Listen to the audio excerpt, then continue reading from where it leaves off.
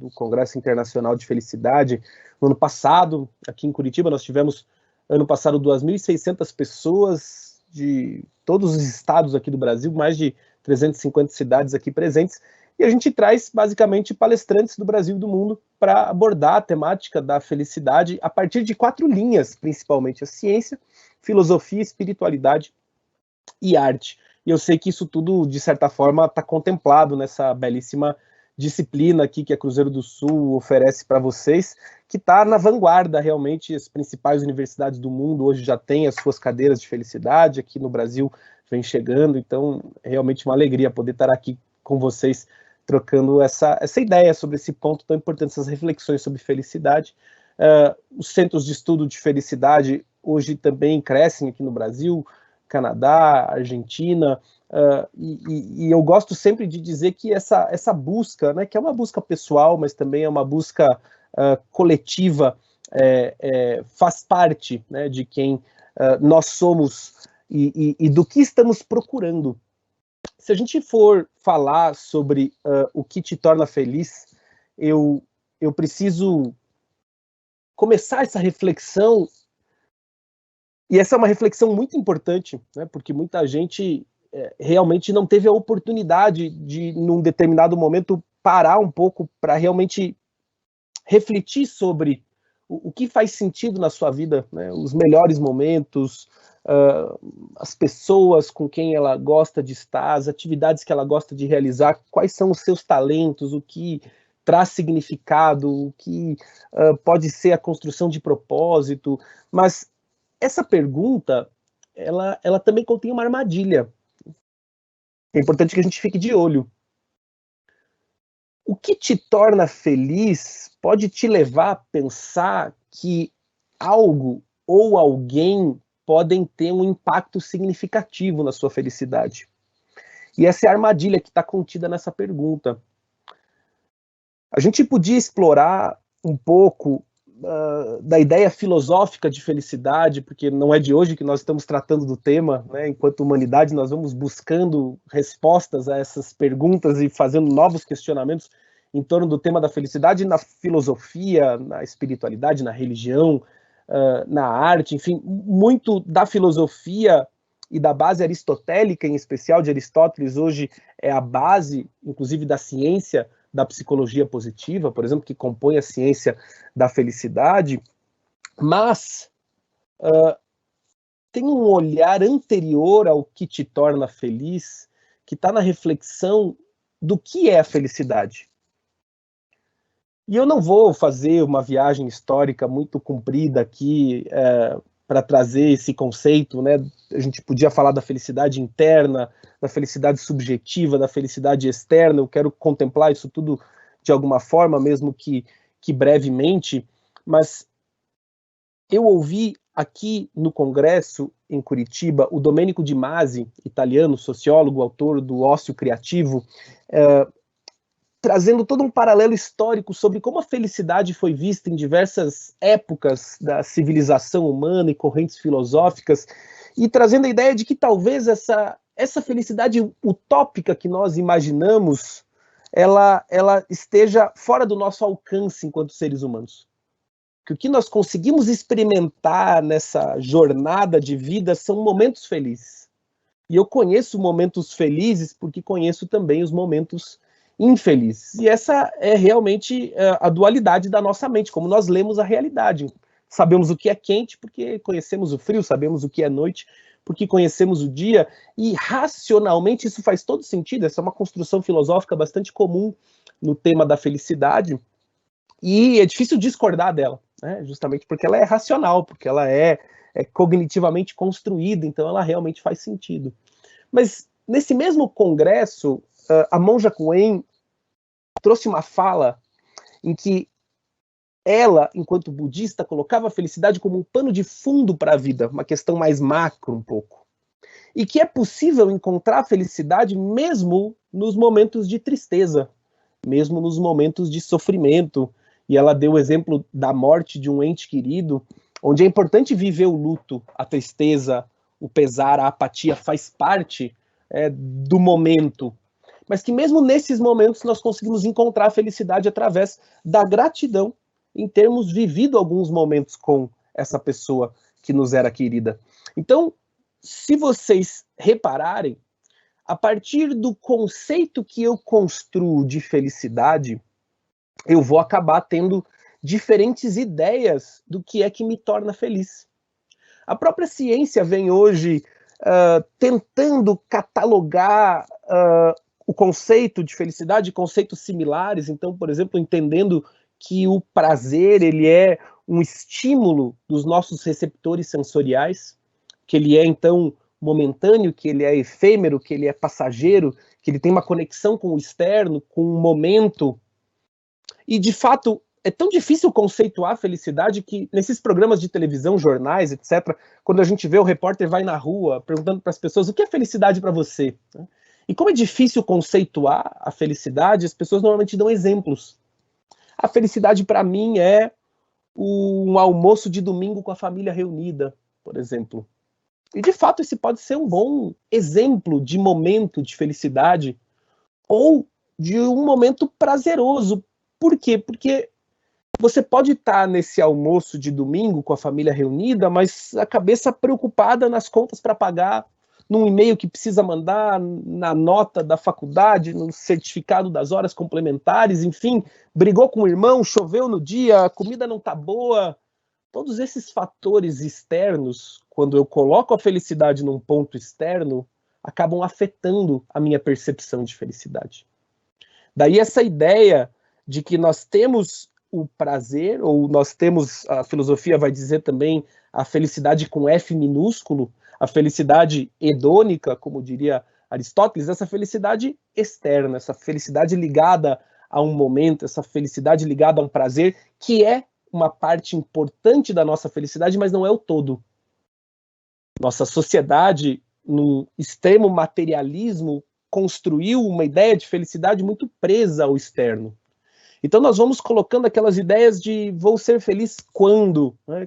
Quando terminar a faculdade, quando encontrar um grande emprego, quando chegar a promoção, quando quitar o imóvel, quando as crianças crescerem, quando finalmente atingir um determinado patamar financeiro, enfim, eu vou colocando a felicidade num momento externo. E com isso ela vai se perdendo, porque esse momento externo, ela é um pequeno pedaço da nossa felicidade.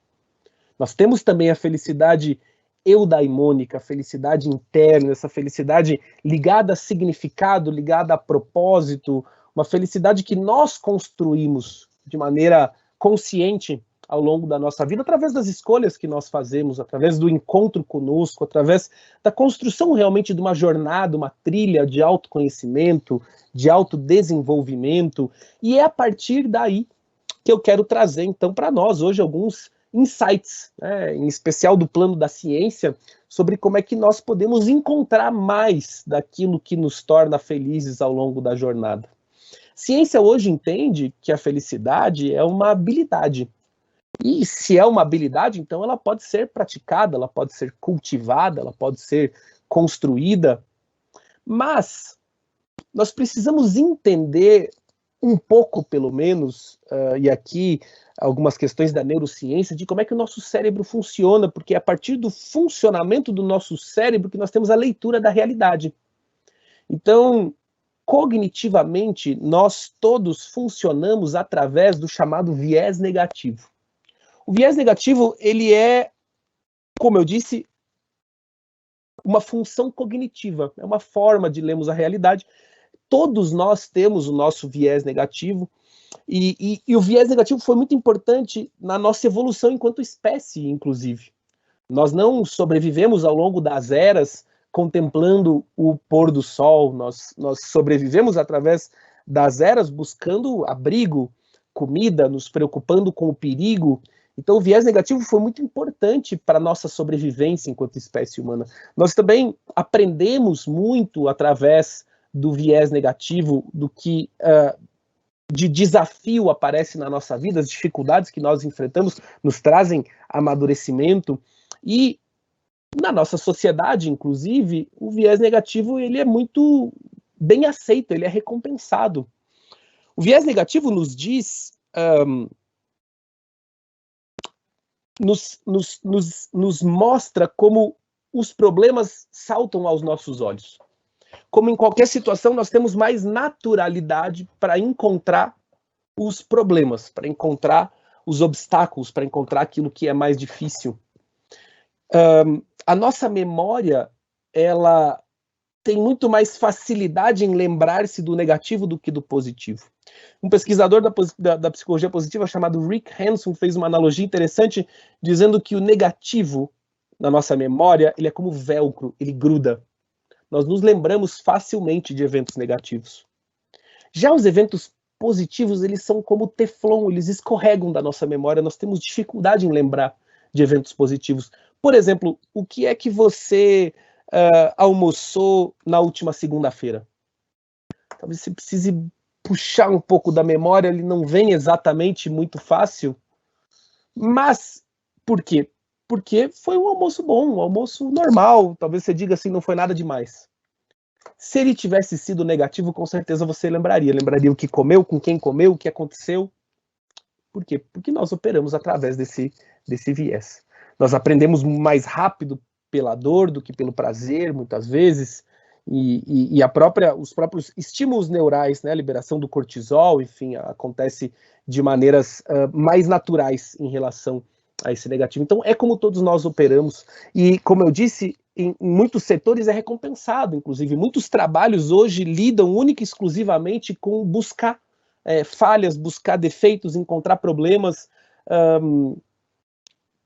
aqueles serviços de controle de qualidade, por exemplo, de produtos ou de serviços, as pessoas se colocam em grande parte do dia, durante muitas horas, buscando encontrar os pequenos defeitos para melhorar os produtos, checagem de documentos no cartório, nas próprias instituições de ensino, as pessoas que mexem com a documentação passam boa parte do tempo conferindo documentações em busca daquilo que esteja faltando, dos problemas, para que eles sejam corrigidos, sejam sanados, e o que acontece é que isso não é simplesmente uma chave que a gente liga e desliga. Então, muitas vezes, nós chegamos em casa e, ao olhar o boletim dos filhos, por mais que tenham várias notas boas, o que chama a atenção aos nossos olhos é a nota negativa. Durante um jantar, a comida pode estar, no geral, excelente, o arroz bom, o feijão está bom, a carne está num ponto bacana, a batata podia estar um pouco mais temperada, e ao invés de apreciarmos tudo aquilo de positivo, nós acabamos focando a nossa atenção involuntariamente, de maneira automática, justamente naquilo que poderia estar um pouco melhor. Então é bastante comum que o nosso olhar esteja recaindo sempre sobre aquilo que poderia estar sendo melhor. E o segundo ponto importante, cognitivo, é a chamada adaptação hedônica. O que quer dizer a adaptação hedônica? Quer dizer que nós nos acostumamos com todas as boas ou as más experiências que nós vivemos em nossa vida. Tudo aquilo que já foi incrível em algum momento, hoje é ok. Tudo aquilo que já foi uma extrema dificuldade, hoje também está tudo bem. Então, a ciência nos mostra que nós temos uma linha média de felicidade ao longo da nossa vida.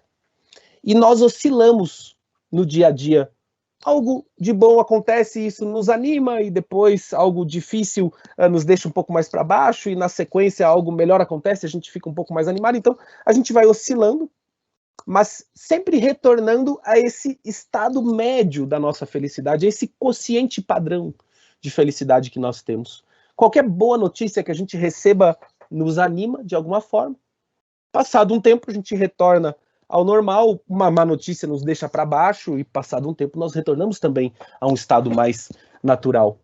Então, qualquer pessoa que já tenha recebido um aumento salarial, uma promoção, sabe que é estimulante, é empolgante. Durante dias você fica animado com a recompensa que recebeu, o primeiro pagamento te deixa muito animado, entusiasmado, satisfeito, e passados alguns meses você já começa a achar que precisa de mais um aumento, por exemplo. Qualquer pessoa que tenha perdido um ente querido sabe como é que isso acontece. Nós vivemos um momento de luto, de pesar, de tristeza, de apatia, e passado um tempo, meses, né, às vezes anos, isso ainda está dentro de um processo natural, a nossa felicidade retorna ao quociente médio. Então, nós nos acostumamos. Isso também nos foi muito útil durante a nossa evolução enquanto espécie humana. É por isso que se diz, dentro da ciência da felicidade, que mesmo o dinheiro tem um impacto muito baixo na nossa felicidade. Por quê? Porque quanto mais nós recebemos, mais nós nos acostumamos a um novo padrão de vida. E aquilo que era incrível num primeiro momento se torna uma necessidade no momento seguinte, e nós passamos a visar o próximo desejo numa quase que permanente insatisfação, sempre buscando o próximo degrau.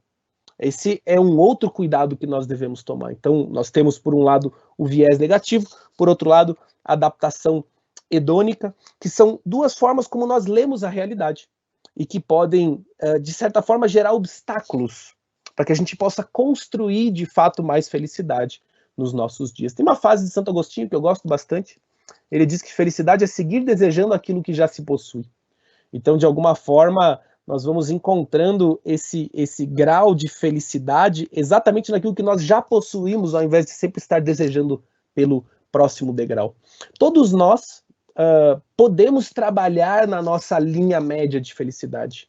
A ciência nos mostra, e é algo que a espiritualidade já diz há alguns milênios, é algo que tem convergência com as linhas filosóficas, ao nos dizer que todos nós, independente de onde esteja esse nosso quociente médio, todos nós podemos trabalhar na construção de um quociente mais alto, ou seja, não apenas encontrarmos mais felicidade nos nossos dias, mas também elevarmos de forma permanente e duradoura o nosso próprio padrão, o nosso patamar natural de felicidade, para que sempre que a gente retorne a esse nosso estado natural, a gente encontre um estado um pouco mais elevado. Isso é possível dentro da ciência da felicidade, através de algumas práticas.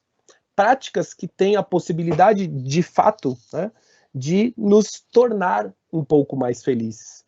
E boa parte delas está sobre esse escopo, né, do olhar positivo, que é uma nova forma de enxergar a realidade. E não é simplesmente vestir um óculos cor-de-rosa e fingir que está tudo bem, não é nada disso. A própria ciência da felicidade nos lembra constantemente que todas as emoções fazem parte natural da vida. A tristeza é uma emoção importante, tão importante quanto a própria alegria, o medo, a raiva, e que lidar com todas elas de forma natural, dentro do que hoje a gente chama da ciência das emoções, da inteligência emocional, que é parte integrante desse campo multidisciplinar que é a ciência da felicidade, lidando com essas emoções de maneira saudável, é que nós podemos encontrar um lugar interno mais centrado. Internamente mais centrado, eu vou poder lidar com as adversidades da vida. Então, imaginar que uma vida mais feliz seria uma vida livre de tristezas ou de estresse, de ansiedade, de desafios, seria de fato uma ilusão. Muito provavelmente não seria nem saudável para nós. O olhar positivo, ele nos permite olhar também para o que está dando certo na nossa vida, também para o que está funcionando. Por quê? Porque o viés negativo normalmente leva o nosso olhar diretamente para os problemas, normalmente para as dificuldades. Esse já é o nosso centro natural, muitas vezes, de atenção. O olhar positivo, ele nos permite equilibrar, de alguma forma, essa negatividade a que nós estamos, inclusive, expostos, muitas vezes, e que nós temos que lidar com ao longo do nosso dia, para também possibilitar esse outro olhar frente à vida, um olhar que vai compensar também, inclusive, a fase da própria adaptação hedônica. Aqui nós já entramos, então, nessa ideia da ciência da felicidade, como eu disse, um campo multidisciplinar composto pela psicologia positiva, que é uma linha de estudo dentro da disciplina da psicologia, que justamente traz a atenção para aquilo que existe de positivo na vida humana. A história da psicologia foi, ao longo dos seus 150 anos, compreender, tratar, criar linhas de tratamento, de auxílio às pessoas em relação às doenças. Estresse, ansiedade, depressão, esquizofrenia, os distúrbios mentais pós-traumáticos, após as guerras, etc. E é ainda objeto da psicologia com grande importância. Mas nos anos 2000, professor Martin Seligman, presidente da Associação Norte-Americana de Psicologia, fez um convite aos psicólogos para que olhassem também para o que existe de positivo na vida humana. A felicidade, mas não só a felicidade, a compaixão, a generosidade, o altruísmo, o amor. Perguntas como o que de fato torna a vida significativa, o que faz a vida valer a pena ser vivida, o que é uma vida boa, quais os ingredientes psicológicos dentro dessa construção. Então, a psicologia positiva é uma ciência bastante nova, estamos falando dos anos 2000, juntamente com a ciência das emoções, que volta para a academia a partir dos escritos do Daniel Goleman, da inteligência emocional nos anos 90, e também da neurociência. O conceito de neuroplasticidade, hoje muito bem aceito, de que o nosso cérebro é plástico, de que ele se molda ao longo da nossa vida, através dos nossos aprendizados, é de 1998. Então, também bastante recente. A própria biologia finalizou a quebra da dupla hélice, mapeando o nosso sistema genético em 1994, com o Cricket e a sua equipe. Então, nós estamos falando de uma ciência bastante nova, um campo multidisciplinar, um campo que se relaciona e conversa muito com a filosofia, com a antropologia, com a sociologia, que tem, como eu disse, uma base desses pensamentos importantes na construção do conhecimento humano e que vai dialogando com outros campos. Então, como nós temos um grande número de alunos aqui, hoje a arquitetura do bem-estar, por exemplo, é um campo que vem ganhando muito crescimento com o selo internacional Wellness, que vem para trazer a ideia de construções arquitetônicas que possam trazer essa ideia do bem-estar subjetivo. Então, como um exemplo, se a psicologia positiva hoje entende que os relacionamentos são uma parte muito importante da nossa felicidade, do nosso bem-estar, como é que eu, enquanto arquiteto, posso desenhar espaços que favoreçam a construção de relacionamentos saudáveis, sejam eles em áreas comuns de prédios, mas também em bairros, nas próprias cidades, e esse selo Wellness, ele leva em conta não apenas a questão do bem-estar subjetivo, mas vai mensurar, por exemplo, a qualidade da água, a incidência de luz solar sobre uma edificação, a quantidade de verde, e como todos esses são aspectos importantes na construção da nossa felicidade.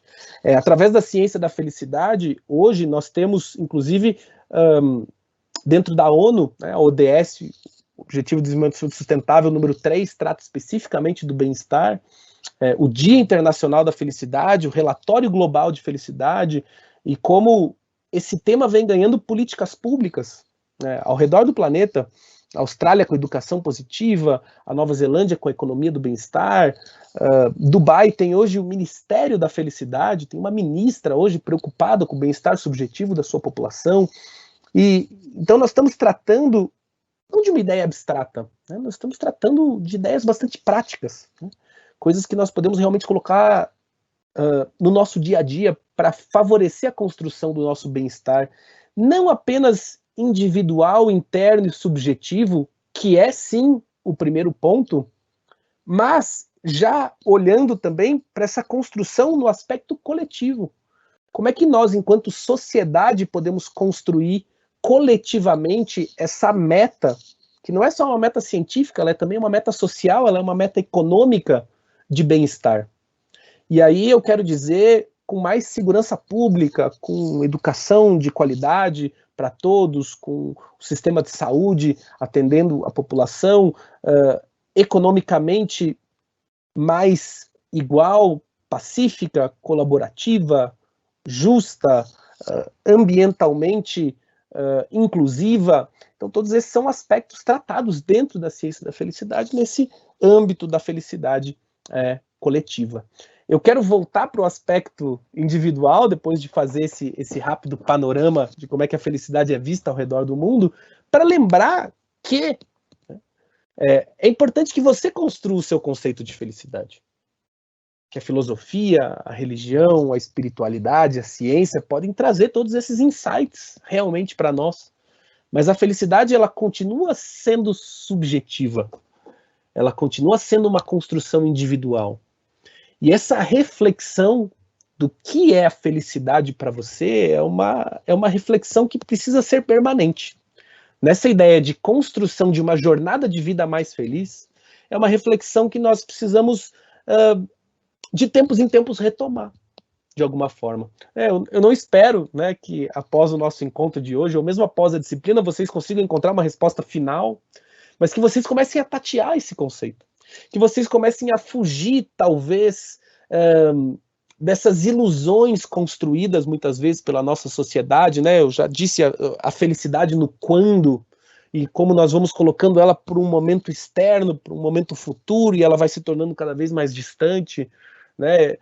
A expectativa de que alguém, num relacionamento, tenha a capacidade de me tornar mais feliz, quando essa é uma capacidade realmente interna, onde nós precisamos assumir essa responsabilidade, parar de culpar o outro, seja a mãe, o pai, o marido, a esposa, o presidente, a economia, o professor, a nota baixa, enfim, parar de culpar o outro pela nossa infelicidade e assumirmos de fato essa nossa responsabilidade na construção do que é uma vida mais feliz. Esse conceito da professora Sônia Lyubomirsky é um conceito muito amplamente conhecido como o conceito científico de felicidade.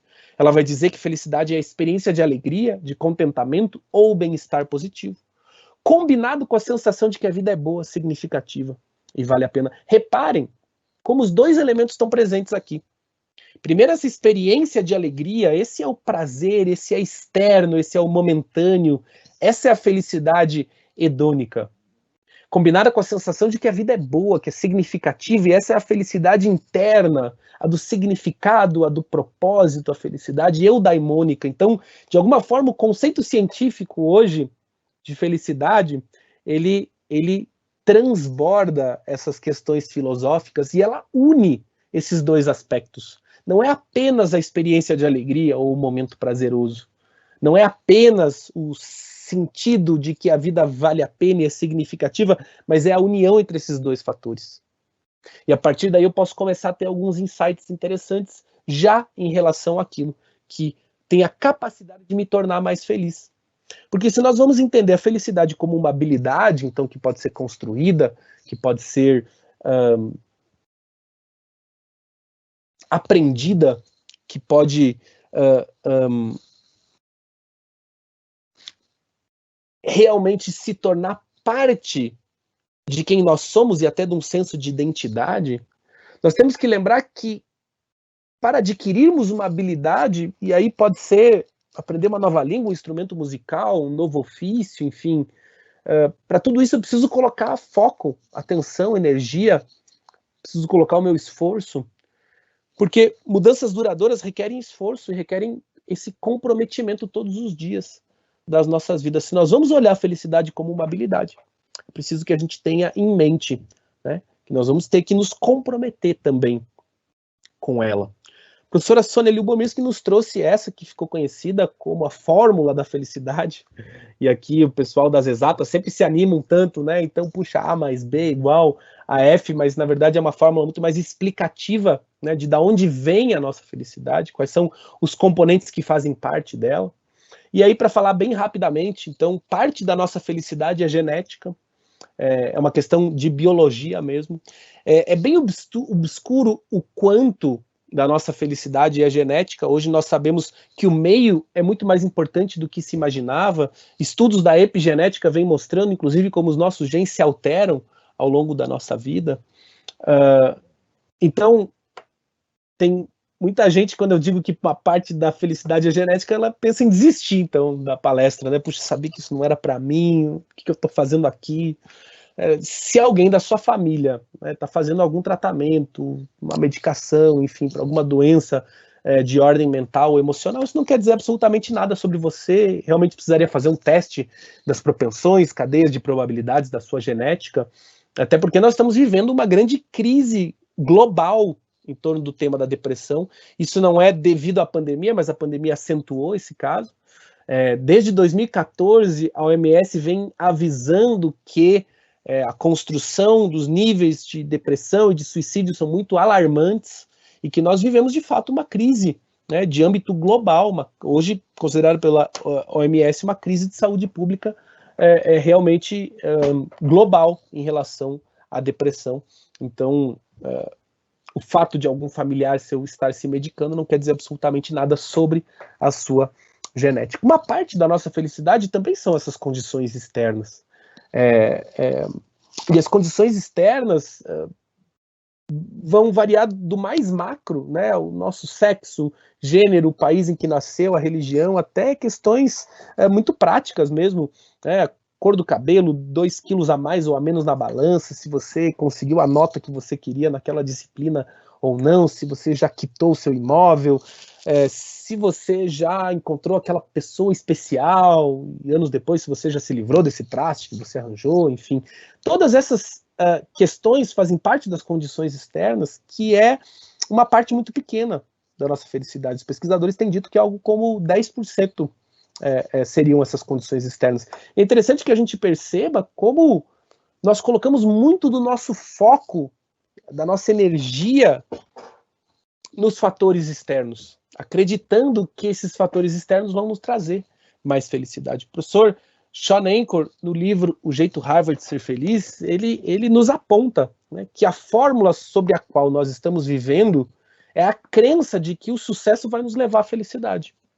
E esse sucesso pode ser material ou imaterial, enfim, né, buscando, como eu disse, um relacionamento, buscando constituir família, enfim, sucesso profissional, acreditando que em algum momento esse sucesso vai nos levar à felicidade. E no livro O Jeito Harvard de Ser Feliz, a desconstrução que ele faz em torno dessa fórmula é para nos mostrar que, na verdade, são as pessoas mais felizes que obtêm mais sucesso em todas as áreas da sua vida. Vendedores mais felizes vendem mais, e isso é facilmente constatável, né? Quem nunca esteve num shopping sendo mal atendido e desistindo de uma compra, né? E quem, por outro lado, não esteve numa loja sendo excelentemente bem atendido e levando muito mais produtos do que gostaria ou do que imaginava que iria levar de fato. Professores inspiradores conseguem motivar sua turma e a turma consegue entregar algo que não seria possível se não estivesse tão internamente tocada por um professor que só consegue tocar a turma também porque realmente ama aquilo que faz. Quem já teve a possibilidade de trabalhar com chefes inspiradores sabe que os resultados que a equipe entrega muitas vezes estão para além do que a própria equipe acreditava que seria possível. Então, pessoas mais felizes têm à sua volta um grupo de apoio, sejam eles amigos ou familiares, pessoas com quem elas podem contar, enfim, têm relacionamentos mais saudáveis. Ou seja, quando nós trabalhamos pela nossa felicidade, nós estamos trabalhando também pela nossa saúde física, nós estamos trabalhando pelo nosso bem-estar material, pelo sucesso profissional, pelos relacionamentos. Claro que num ciclo que se retroalimenta, mas mostrando que, de fato, são as pessoas mais felizes que obtêm mais sucesso em todas as áreas da sua vida. E aí, dentro da nossa fórmula, nos sobra as atividades intencionais.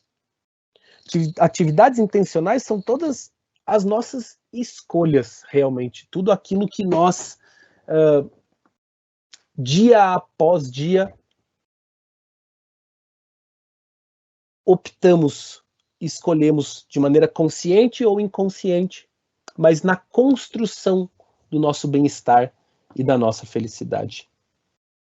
Então a gente começa a perceber que uma grande porcentagem da nossa felicidade está sim sob nossas mãos, está sob nosso domínio. E se dá através dessas escolhas, como disse, né, nessa construção de felicidade. Se a ciência entende a felicidade como um hábito e entende que essa construção é de minha responsabilidade, como é que eu então posso desenvolver, de fato, a felicidade enquanto um hábito? Eu gosto dessa definição do professor Tal Ben-Shahar, ficou famoso por ser o professor da aula mais concorrida de Harvard, e esteve conosco aqui em Curitiba no Congresso de 2018. Ele diz que a felicidade, ele é um termo muito abstrato. Que nós usamos essa palavra, felicidade, para uma série de coisas, de intensidades completamente diferentes. Por exemplo, usamos felicidade para o nascimento de um filho, por uma grande realização profissional, usamos felicidade para o café da tarde com pão de queijo quentinho, utilizamos felicidade por uma nota boa. E que com isso, com esse nível de abstração, fica muito difícil buscar a felicidade diretamente. O que nós podemos é buscar a felicidade através dos componentes que a constituem. E para ele são 5 componentes que constituem a felicidade. Esse é o modelo de felicidade do professor Tal Ben-Shahar. Existem outros modelos, o modelo do PERMA, atualmente chamado de PERMA-V, do professor Martin Seligman, entre outros, mas enfim, modelos que trazem componentes. Vocês vão perceber que esses componentes são todos muito similares, né, entre os diferentes modelos, ou pelo menos nos levam a um lugar comum. Para o professor Tal Ben-Shahar, os componentes são o nosso bem-estar espiritual, o bem-estar físico, o bem-estar relacional, o bem-estar emocional e o bem-estar intelectual. E é a partir dessa percepção dos diferentes níveis de bem-estar que nós podemos começar a elaborar uma construção mais prática de felicidade. E, de fato, tocar aquilo que tem a capacidade de nos tornar mais felizes. Hoje, diversos insights da neurociência nos auxiliam nesse processo. Então, desde as coisas bastante simples e concretas, né, pensando no nosso bem-estar físico, e aí o tripé básico, né, de sono, alimentação e exercício físico, que não é novidade para ninguém, mas que hoje, com o avanço, inclusive tecnológico das ciências, nós podemos compreender um pouco melhor de como é que funciona. Então, a alimentação saudável sempre foi importante, mas hoje a ciência sabe que o nosso intestino possui mais de 500 milhões de neurônios.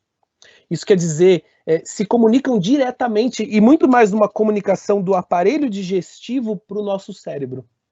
Ou seja, a nossa digestão tem um processo importantíssimo na construção do nosso bem-estar. O mesmo nós podemos dizer com o sono.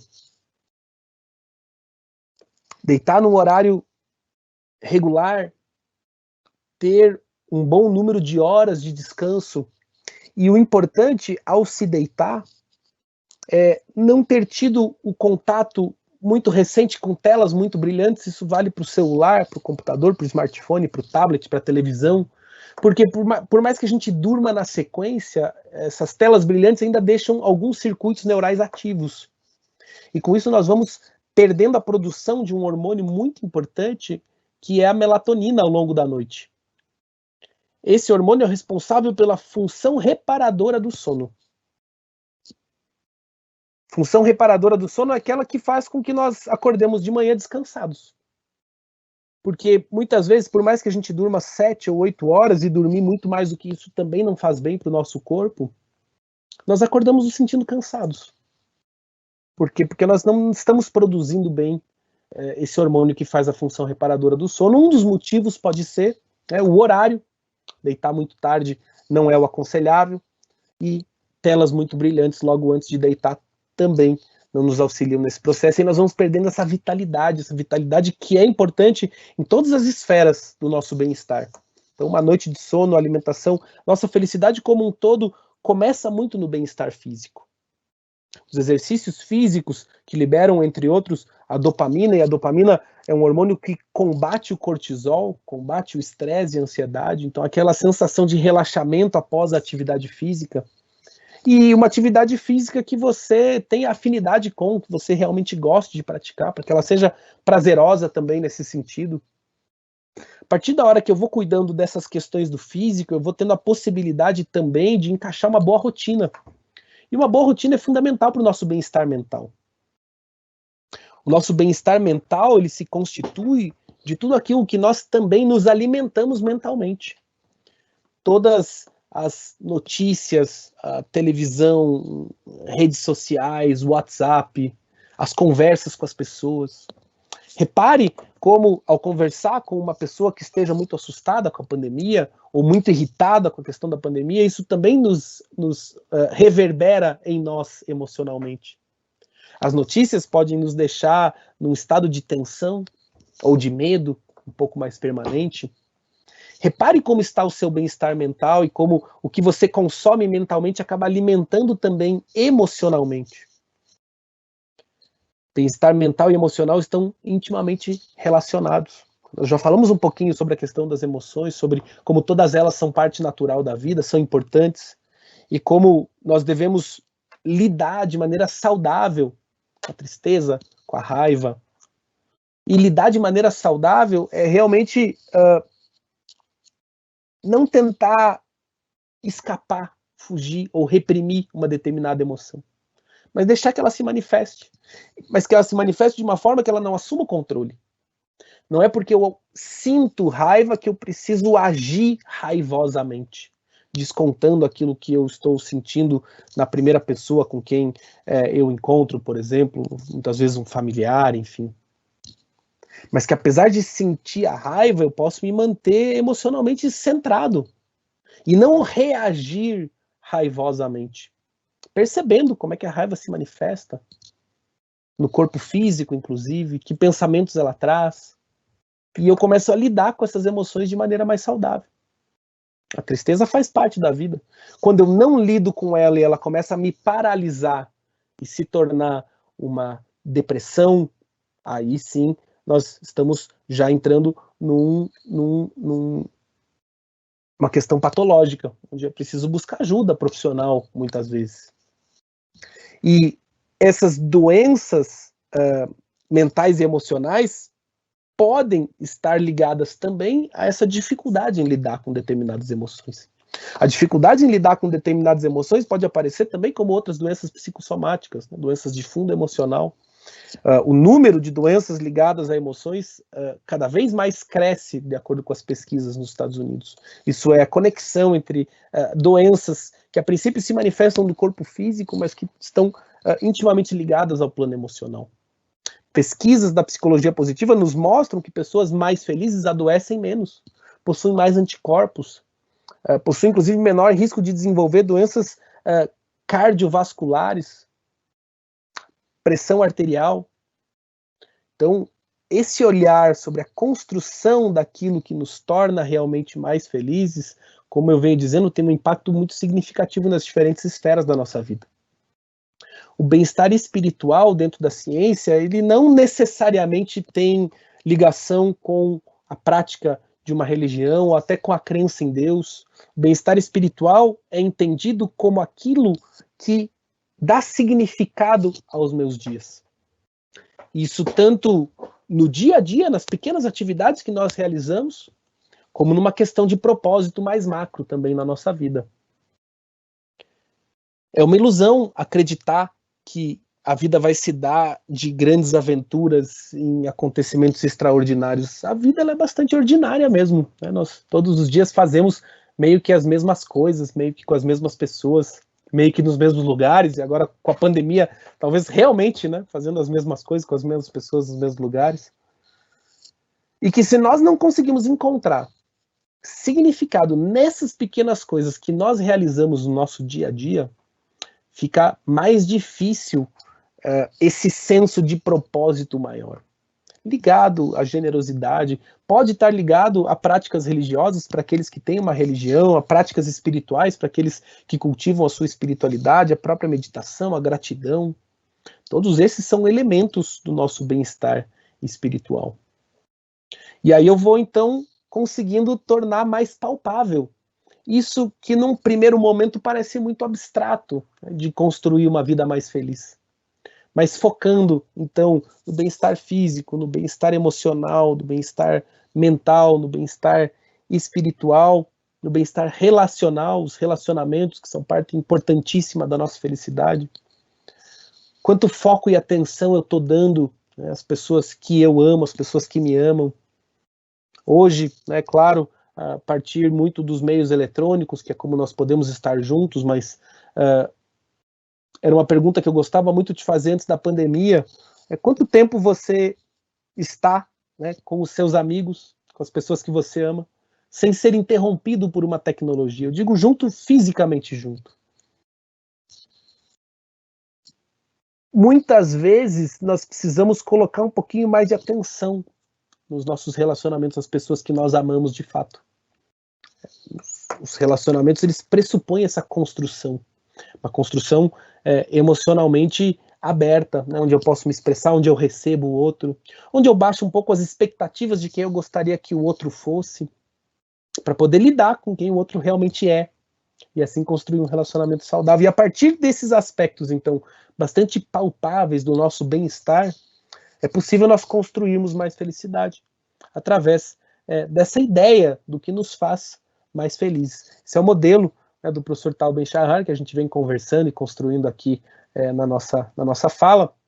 O professor Tal Ben-Shahar tem também uma teoria bastante importante, e essa é a última teoria que eu quero trazer hoje, antes da gente abrir aqui daqui a pouquinho para as perguntas e respostas. Eu vou trazer mais um exercício prático também que nós podemos fazer, que é uma teoria que nos dá mais um direcionamento nesse sentido. Eu vou contar rapidamente essa história. O professor Tal Ben-Shahar era um jogador de squash na época da faculdade e competia com outras universidades.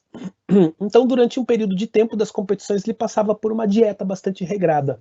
Ele dormia mais cedo, ele se alimentava melhor, ele tinha treinos mais intensos. E, ao final da competição, ele normalmente se dava de presente, né, uma ida à lanchonete favorita dele, para ele poder comer, né, hambúrguer e tudo aquilo que ele ficava privado durante bastante tempo.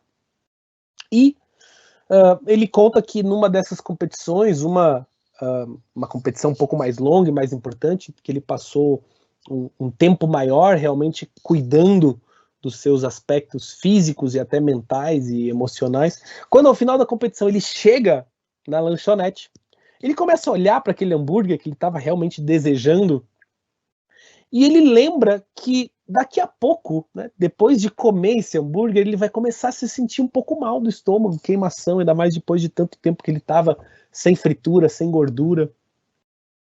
Então, que aquele hambúrguer que era prazeroso no momento presente ia trazer um detrimento futuro. Assim como parte daquela rotina de atleta, muitas vezes era difícil no presente, mas trazia um benefício futuro. Ele estava se sentindo bem, saudável, com uma saúde em dia. E aí ele traçou essa teoria, que ficou conhecida como a teoria do hambúrguer, onde vocês veem aqui na tela, tem dois eixos, né? Tem o eixo presente na horizontal, tem o eixo futuro na vertical, e vocês veem que tem benefício e detrimento em cada um dos lados. Então, algumas atividades trazem benefícios no momento presente, mas não serão boas no futuro. É o caso do hambúrguer do hedonismo, que vocês estão vendo no quadrante direito, embaixo, vermelho. É aquele prazer momentâneo. É o hambúrguer gostoso que ele ia comer, mas que ia deixar ele se sentindo meio mal depois. É uma maratona no Netflix, por exemplo. É simplesmente estar com os amigos sem nada muito importante em mente para se fazer ou para se resolver. Enfim, coisas que são prazerosas no momento presente, mas que não vão trazer nenhum benefício no futuro.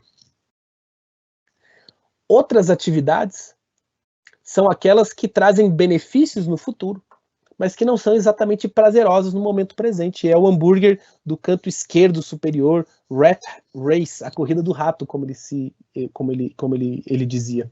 Que era um pouco do que ele fazia enquanto ele estava treinando.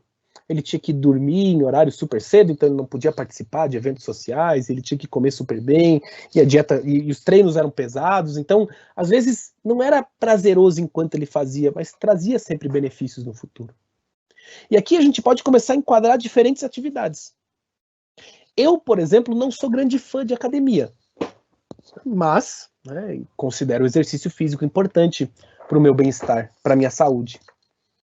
Prefiro os esportes em grupo, então sempre que possível praticar algum esporte, eu pratico algum esporte. Agora, nem sempre é possível, então muitas vezes eu preciso ficar com a academia. A academia não é prazerosa para mim no momento presente, mas ela vai me trazer benefícios no futuro.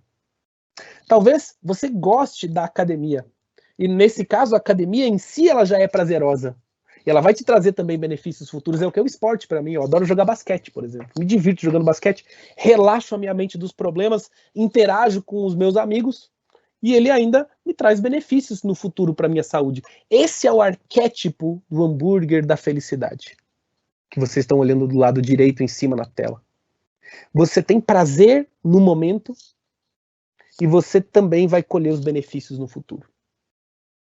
Aqui, nesse arquétipo da felicidade, é importante que a gente se detenha um tempo.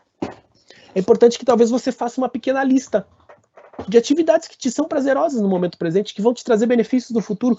Ler um livro, por exemplo, um determinado esporte que você goste. Estar com as pessoas que você ama, você está cuidando do bem-estar relacional, e o bem-estar relacional vai te trazer benefícios na sua felicidade futura também, durante toda a sua vida. Para aqueles que gostam de um determinado hobby, como, por exemplo, aprender uma nova língua, se aprender uma nova língua é prazeroso para você, ela também vai te trazer benefícios em muitos outros momentos no futuro. Um instrumento musical, enfim. Você pode pensar numa lista bastante grande de coisas.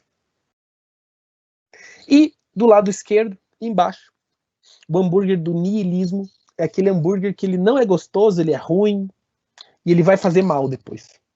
Então, ele não é bom no momento que você está comendo ele e ele ainda vai te trazer detrimento no futuro. E é o arquétipo da depressão. Quando tudo que a gente faz não faz sentido e nós não conseguimos ver saída desse lugar. Todos esses 4 hambúrgueres fazem parte da nossa experiência humana.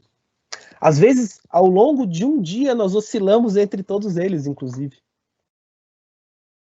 Mesmo o hambúrguer da corrida do rato, que muitas vezes pelas pessoas é bastante rechaçado, mas ele é importante. Muitas vezes você está estudando algo para uma prova que você precisa passar, e aquele estudo não é exatamente o estudo que você mais gostaria de estar fazendo, mas passar naquela prova é importante para você. Às vezes você está dedicado a um projeto no trabalho que não é exatamente a parte que você mais ama do seu trabalho, mas é um projeto importante para a sua carreira. Existe um equilíbrio importante entre o hambúrguer do hedonismo e da corrida do rato. Nós precisamos colher prazeres enquanto estamos vivenciando certas atividades. Mas também não podemos ficar presos nesse lugar do prazer presente e esquecer completamente daquilo que vai nos trazer benefícios no futuro. E é importante realmente que a gente faça uma lista das atividades que para nós são prazerosas no momento presente e nos trazem benefícios no futuro, porque essas realmente têm a capacidade de nos tornar mais felizes. Fazer uma lista, porque é preciso uma reflexão de fato. E após essa reflexão e essa lista, é importante que a gente coloque na nossa agenda, que a gente ache tempo, espaço para nós mesmos, para o nosso autocuidado, para cuidarmos de nós, para fazermos aquilo que nos torna felizes de fato. Porque a correria do dia a dia pode acabar nos engolindo, pode acabar tirando de nós a possibilidade de nós exercitarmos essas atividades que nos são prazerosas. E aí eu quero terminar com um breve exercício, uma prática bastante simples. A prática também é fruto de uma reflexão. Esse é um dos exercícios da psicologia positiva e ele está muito ligado àquele olhar positivo que nós conversamos hoje no início da minha fala.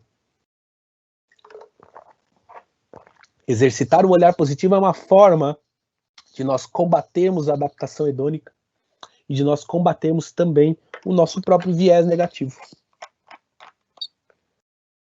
É uma pergunta bastante simples. Qual foi o melhor momento do seu dia de hoje? Qual foi o melhor momento do seu dia de hoje? Vai te impactar de algumas formas. Então, se você fizer esse exercício ao longo de alguns dias, você vai perceber que por mais difícil que tenha sido o seu dia, ele ainda tem um melhor momento. O dia que eu perdi o meu pai, o dia que eu perdi um grande cliente, o dia que eu briguei com a minha esposa, que as coisas não deram certo com a minha filha, mesmo esses dias difíceis tiveram um melhor momento. Uma conversa amiga, uma xícara de café, um abraço, um alento. A prática repetida desse exercício vai nos mostrar, então, que sempre existe um melhor momento no meu dia. E a partir daí, a partir dessa reflexão que começa a colocar o olhar no positivo, nós começamos a ativar uma rede de sinapses diferentes no nosso cérebro. Nós vamos construindo um cérebro mais positivo, um cérebro que registra os momentos positivos. Por quê? Porque nós estamos dizendo para o nosso cérebro que é importante, que os momentos positivos também são importantes. E a partir daí eu começo a despertar para um estado interno mais positivo, do qual vão brotar alguns comportamentos. Num estado interno mais positivo, por exemplo, eu naturalmente me torno mais otimista. E o otimismo, na definição da psicologia positiva, é a nossa capacidade em enxergar cenários futuros positivos. Se é uma capacidade, ela também pode ser praticada, pode ser aprendida. E se eu sou capaz de me manter otimista, isso é, enxergando possibilidades futuras positivas, eu naturalmente me torno mais motivado. Por quê? Porque internamente eu acredito que é possível chegar lá, nesse cenário futuro positivo. A partir daí eu me torno mais resiliente, quer dizer, quando as adversidades surgirem, eu tenho mais força para lidar com elas. Eu me torno mais criativo, quer dizer, encontro novas soluções para novos problemas. Tenho mais esperança. Esperança no sentido ativo da palavra, de fato, não de esperar, passivo. Então, essa série de comportamentos começam a moldar a minha própria realidade de maneira muito prática. E, por fim, eu vou perceber que brota um senso de autoliderança. Porque cada dia que eu consigo encaminhar na direção que eu acredito, é mais um dia em que eu cresço dentro de mim com as possibilidades de que é possível construir internamente esse lugar, não apenas de identidade, mas esse lugar de mais felicidade, de mais bem-estar, de mais escolhas conscientes. Essa visão ao lidar com a realidade. Recomendo. É uma prática bastante simples, muito impactante. Você pode fazer na sua casa, com os seus familiares. Se você tiver crianças para fazer em casa, com os seus filhos, enfim, um irmão mais novo, se torna ainda mais interessante, porque a criança tem esse olhar muito fresco sobre a vida e ela acaba trazendo os melhores momentos do seu dia, muitas vezes inusitadamente, né? Enquanto adultos, às vezes nós procuramos grandes momentos, né, como se fossem o melhor momento do nosso dia. As crianças nos lembram que o melhor momento do nosso dia muitas vezes é um momento bastante simples, né? E simples também como é a felicidade.